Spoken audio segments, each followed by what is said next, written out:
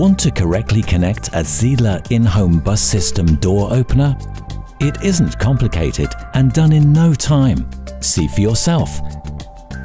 First, make sure the power has been disconnected. Then, connect 2 wires of the cable leading to the control box to the door opener. To do this, screw in the striped wires into the clamps provided.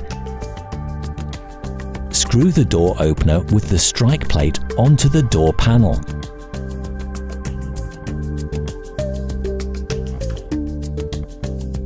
In the next step, you'll create the connections to the power supply units.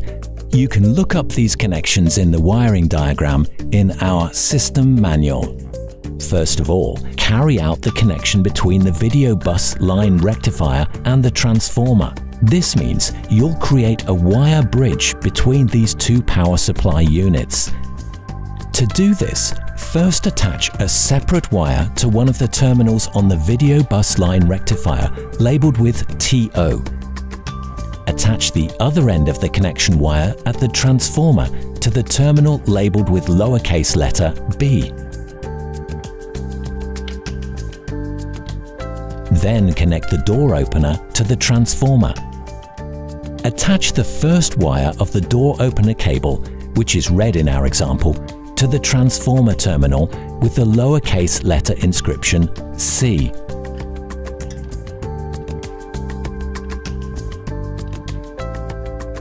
Connect the second wire of the door opener cable to bus line rectifier.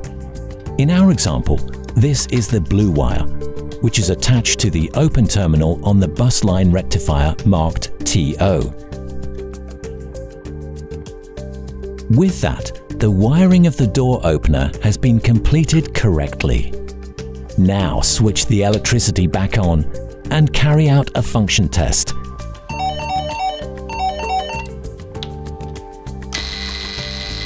That's how easy it is to connect a Zeidler door opener.